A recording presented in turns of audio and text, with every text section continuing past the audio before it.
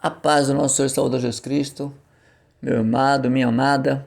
Bom, sou o presbítero Reis aqui do canal Reis em Cristo, bem-vindo ao nosso canal, ok?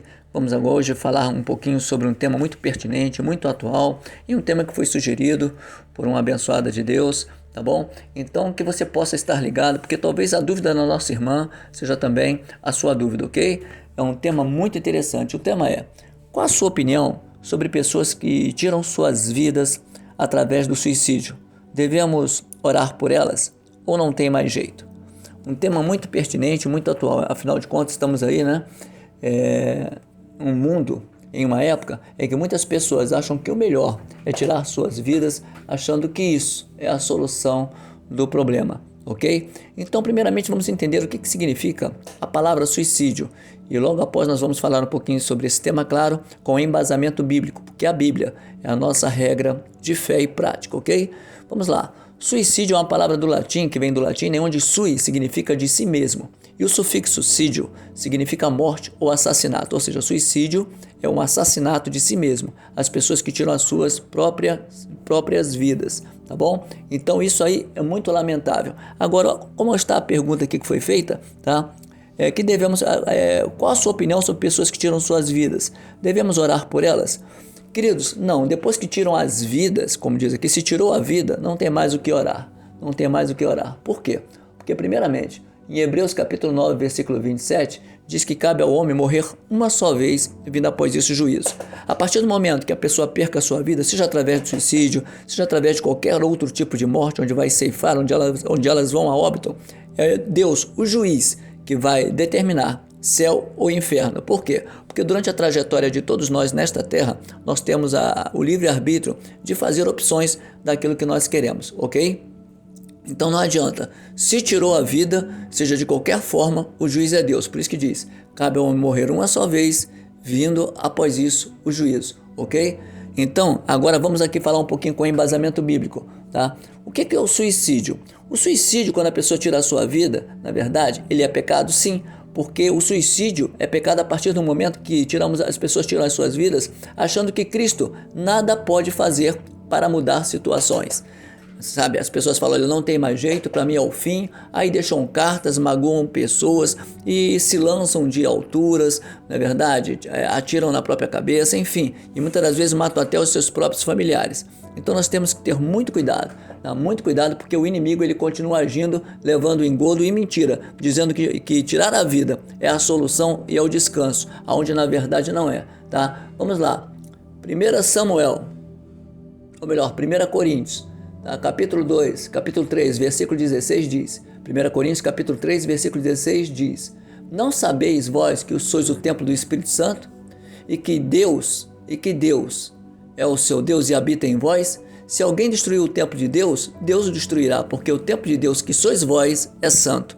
Então, o primeiro entendimento que nós temos que ter, o nosso corpo não nos pertence, nós somos templo do Espírito Santo, Ele que nos dá a vida, Ele que nos dá a nossa alma, Ele que nos dá os nossos sentimentos, Ele é o dono do nosso corpo, e o nosso corpo é o templo do Espírito Santo. Então diz aqui, se alguém destruir o templo de Deus, Deus o destruirá, porque o templo de Deus que sois vós é santo. Então aqui é a primeira palavra com embasamento bíblico que vai completamente contra.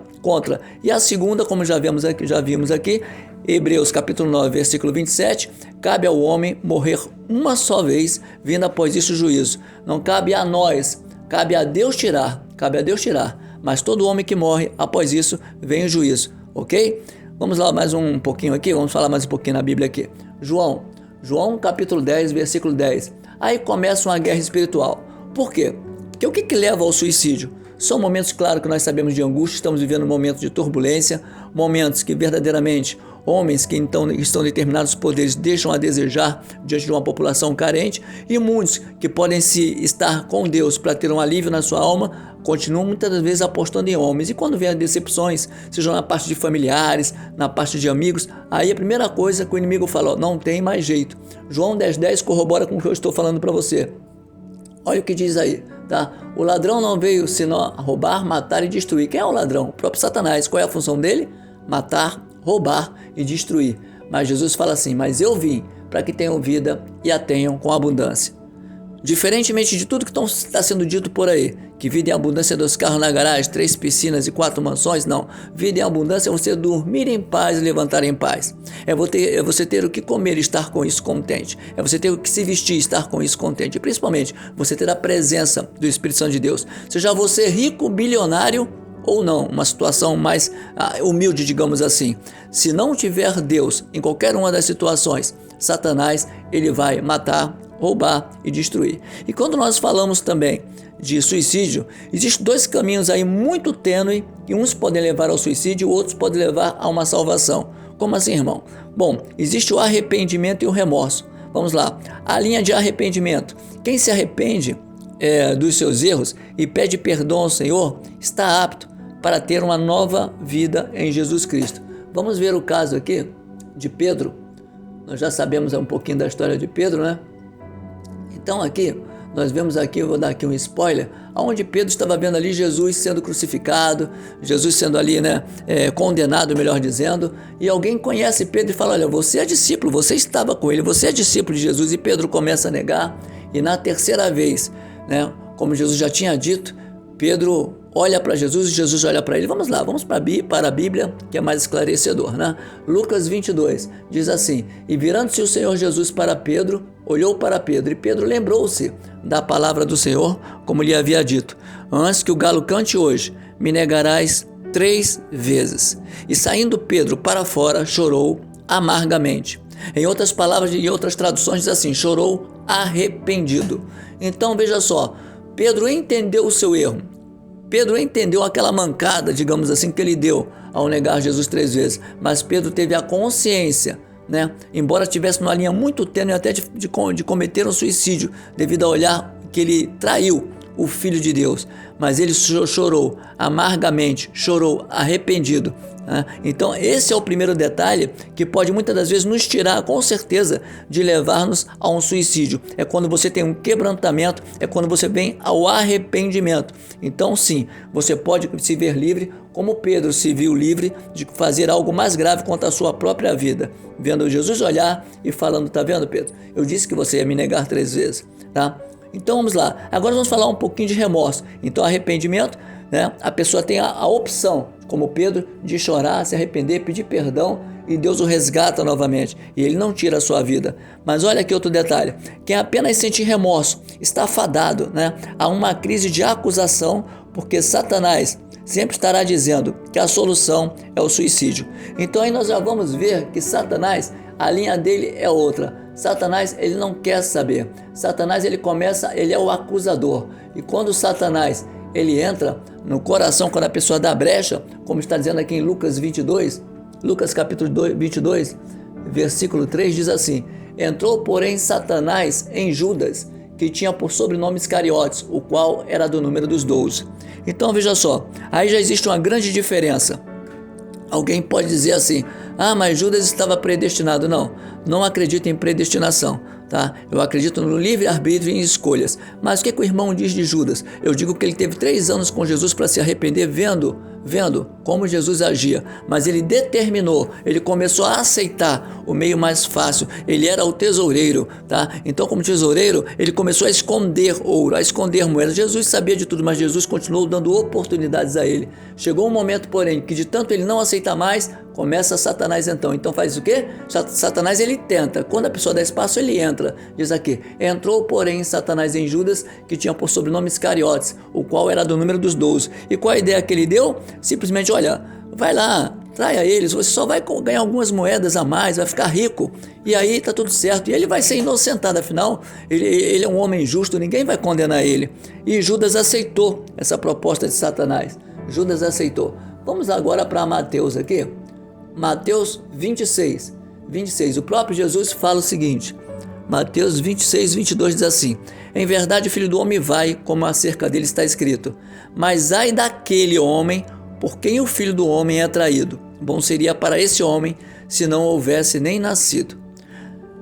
Jesus sabia como Satanás ia investir na vida daquele que iria trair Jesus. Ele sabia qual seria o estado daquele homem, tá? E ele diz assim, ó: o Filho do Homem vai ser traído, mas ai daquele homem. Olha que ele não cita nome, ele cita que um homem há de traí-lo, mas ai daquele homem por quem o Filho do Homem é traído, ok? Então, Satanás entrou, se apoderou, e depois que Satanás entra, não resta mais nada do que ele agir, aí ele começa a se mostrar. É como uma pessoa, como nós vemos em televisões muitas das vezes aí, né? Pelo menos escuta, porque eu nem vejo mais isso, eu não paro para ver isso, mas o cara mata a mulher, não contente, tira a sua vida. Porque o que Satanás faz? Exatamente o que está aqui, Mateus 27, 3-5. Quando Judas, que havia traído Jesus, viu que Jesus fora condenado, olha só, ele não esperava que isso ia acontecer. Satanás falou, nada, ele é um homem justo, né? Foi tomado de remorso, presta atenção, sublinha aí, remorso, não foi arrependimento, e devolveu aos chefes dos sacerdotes e aos líderes religiosos as 30 moedas de prata, ou seja, ele estava com remorso, mas isso significava que ele ia continuar roubando. Só que naquele momento ele estava com remorso, se arrependeu não, né? Ele estava com remorso do que ele tinha feito. E disse, pequei, pois traí sangue inocente. E eles falaram para Judas, que nos importa? A responsabilidade é sua. Atenção, tudo que nós fazemos, a responsabilidade é nossa. Tudo que nós fazemos, a brecha que Judas deu, foi responsabilidade dele. Muitas das vezes, querido, você talvez esteja pensando em se matar, não faça isso, não dê essa brecha, porque a responsabilidade é nossa nas nossas decisões. E o que Judas fez? Então Judas jogou o dinheiro dentro do templo e foi enforcar-se.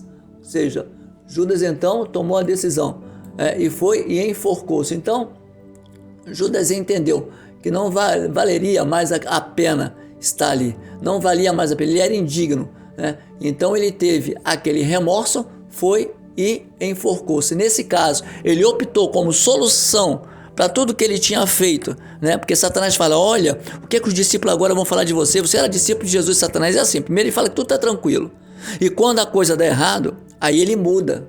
E agora, é melhor você se matar, ninguém vai te pegar, mas se te pegarem você, sabe, e tal, olha, agora ele foi crucificado, você também vai ser. Então ele começa botando um terror, e a pessoa perdida já, né, começa a achar que a única opção é o suicídio, ok? Vamos continuar aqui mais um pouquinho.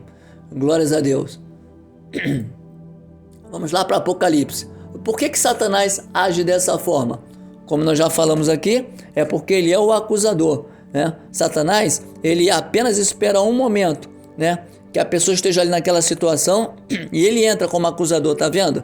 Tá vendo o que você fez? Tá vendo a melhor saída? Tá? E ele entra dizendo que a solução é o suicídio, porque aí morreu, descansou. Já ouviu alguma pessoa falando assim? Aliás, a maioria até hoje, quando a pessoa está no caixão, não foi melhor, está descansando. Será que está mesmo? O que é o descanso? Porque o corpo, né, ele cai ali, é uma capa que nós temos, mas e a alma, para onde está? Então Apocalipse 12 diz, confessa aqui, esclarece bem, que Satanás realmente, ele é o acusador. Olha só, Apocalipse 12, versículo 10. E ouvi uma grande voz no céu que dizia, agora é chegada a salvação e a força e o reino de nosso Deus e o poder do seu Cristo, porque já o acusador de nossos irmãos é derrubado, o qual diante do nosso Deus os acusava de dia e de noite.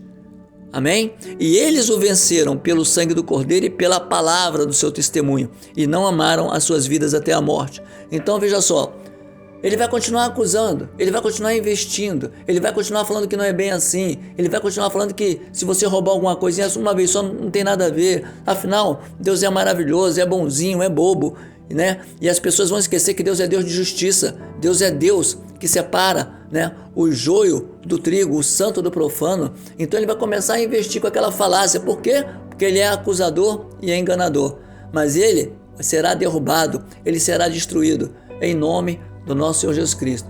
Agora nós vamos falar um pouquinho aqui, tá? Quando nós começamos a falar aqui, falando aqui de Pedro, de Judas, a gente pode chegar a um homem que também é uma pergunta interessante, né? Que está realmente dentro desse tema aqui do suicídio. E vou repetir mais o tema aqui, ó. Quem tira suas vidas através do suicídio deve orar por elas ou não tem mais jeito? E muitas pessoas se reportam ao Sansão, né? Todo mundo aí conhece a história de Sansão. Sansão, ele foi para o inferno ou não foi para o inferno? Assim como Judas, né? Afinal de contas ele se suicidou. Bom, não é bem assim. Quando nós olhamos o contexto, nós vemos aqui Judas levado por Satanás, que entrou no seu coração, ele foi induzido a tirar a sua vida, né? E quando entendeu o que ele tinha cometido, né, em trair, né, um homem inocente, o próprio Filho de Deus, tá? Então ele deu o quê? Um mau testemunho. Já Sansão, ele errou, passou por vergonha, passou, né? Fez tudo que não era para fazer, sendo nazireu, homem separado, sim. Aí vazaram os olhos deles, levaram ele para o templo de Dagon, onde ele foi ali escorraçado, virou uma comédia ali. Mas mesmo com os olhos furados, olha a diferença. Olha a diferença entre remorso e arrependimento. Mesmo com olhos furados, ali ele orou ao Senhor, pedindo mais uma oportunidade para acabar com os filisteus, que era o quê? Era a chamada que ele tinha no coração. Quando você vem comigo aqui para Juízes 16, diz assim, ó, Juízes 16, 28, diz assim: então Sansão clamou ao Senhor e disse: Senhor Deus, peço-te que te lembres de mim e fortaleça-me agora só esta vez, ó Deus, para que de uma vez me vingue dos filisteus. Abraçou-se, pois, Sansão com as duas colunas do meio em que se sustinha a casa e arrimou-se sobre elas, com a sua mão direita numa e com a sua mão esquerda na outra. E disse Sansão: se eu tiver que morrer, olha a tradução melhor, se eu tiver que morrer, que morra, mas acabarei com esses filisteus. E inclinou-se com força, e a casa caiu sobre os príncipes, sobre todo o povo que nele havia, e foram mais os mortos que matou na sua morte do que os que matara em sua vida. Presta atenção, aqui Sansão não estava disposto a se matar, ele estava disposto a cumprir o que desde o início Deus tinha falado para Sansão. Olha, você vai ser um homem aqui, vou te levantar como aqui, né? Um homem que vai defender este povo, que vai defender, você vai ser juiz, você vai defender esse povo, você vai lutar a favor deste povo. E ele, como sempre, nós já sabemos da história, não dá para falar agora, mas ele começa a se envolver com mulheres, né? Ele começa a fazer tudo errado, mas chegou um momento que Sansão entendeu, em um momento muito difícil, ele clamou arrependido e pediu ao Senhor apenas uma chance. Ele não falou para o Senhor, agora eu quero morrer, não. O intuito dele era acabar com aqueles filisteus que debochavam e começavam a agir, né, de uma forma errada, de uma forma covarde com Sansão. Mas ali ele lembrou que tinha um Deus que faz toda a diferença, um Deus que em qualquer momento, ele continua fazendo toda a diferença na vida daqueles que o buscam e clamam. Então Sansão agiu aqui como um bombeiro. Por exemplo, um bombeiro quando ele entra em um prédio, uma casa e chama para salvar pessoas, as pessoas saem e muitas vezes aquilo desmorona em cima do bombeiro, sim ou não? O bombeiro morreu, sim, mas ele se suicidou? Vou repetir, o bombeiro morreu ali, salvando aquelas pessoas, sim. Quanto mais pessoas ele estava lá, mas aí o prédio desabou. Ele quis se matar? É por aí para a gente entender um pouquinho a linha de Sansão. E para mim te convencer mais um pouquinho que o que Sansão fez não foi um suicídio com a intenção de tirar a própria vida, é só você vir comigo em Hebreus capítulo 11. Por isso que eu digo, a Bíblia, ela é linda, ela responde tudo, né? Ah, não, irmão, mas ele se matou. Para mim ele se matou, tá? Judas fez suicídio? Fez. Foi errado? Foi. Sansão, também na mesma linha de Judas, tá bom. Então cadê o nome de Judas em Hebreus, né, na galeria dos heróis da fé? Pois é. Vem comigo aqui para Hebreus capítulo 11, onde corrobora com tudo que eu estou falando para você, que Sansão, ele fez o que ele sempre tinha que ter feito. E ele ceifou sua vida, mas com a intenção, tá, de acabar com a maioria dos filisteus e não de ceifar propriamente a sua vida. Mas ele disse: se eu tiver que morrer, eu vou morrer, mas eu vou fazer o que eu já teria que ter feito. E foi mesmo cego e concluiu. E ele matou mais homens, mais filisteus do que em toda a sua vida.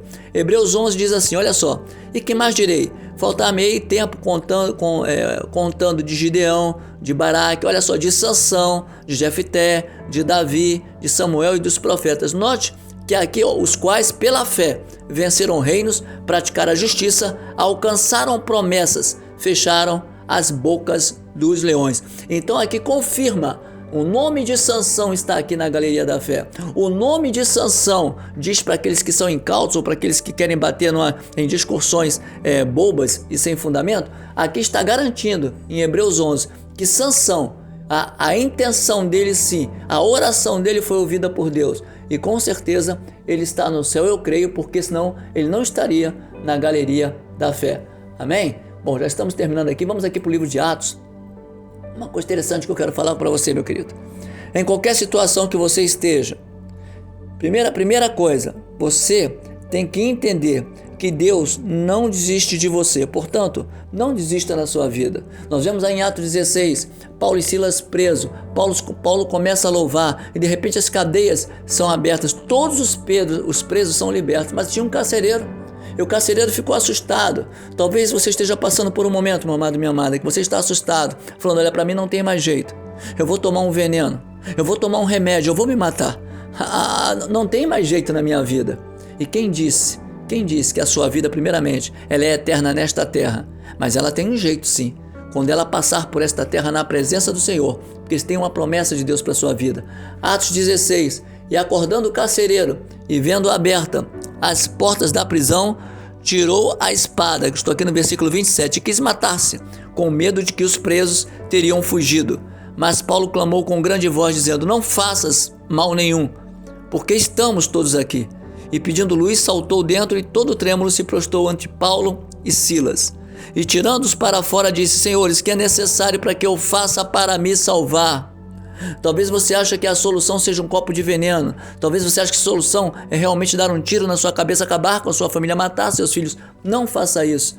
E Paulo responde, e Deus está falando com você: crê no Senhor Jesus e será salvo, tu e a tua casa. Arrependimento e crer no Senhor é a base para você vencer as investidas de Satanás na sua vida. É a base para que você realmente não seja alvo e que Satanás venha a destruir sua vida.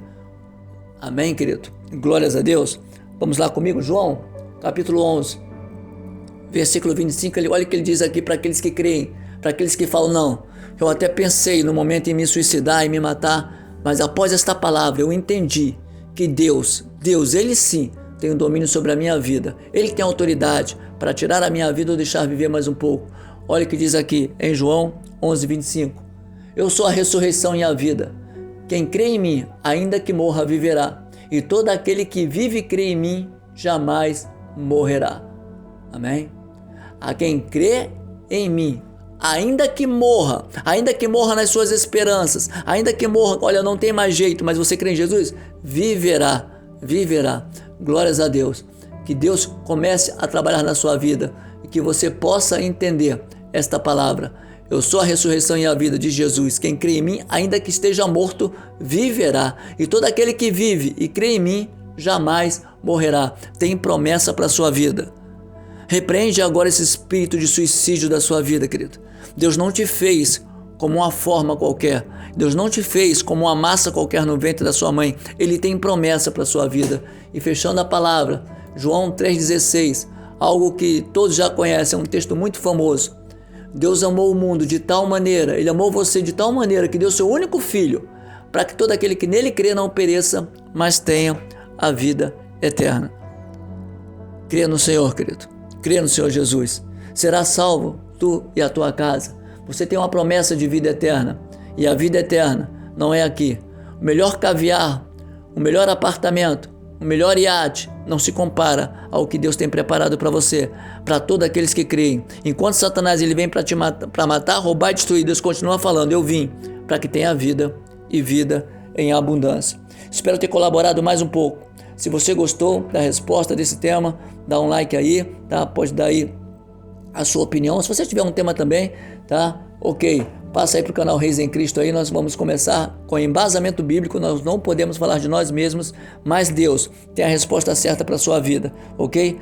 Não pense em tirar a sua vida, pois o Deus que deu a vida a você te amou antes de você vir ao ventre da sua mãe, antes da fundação do mundo.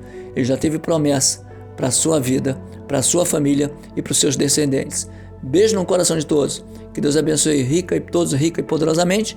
Graça e paz.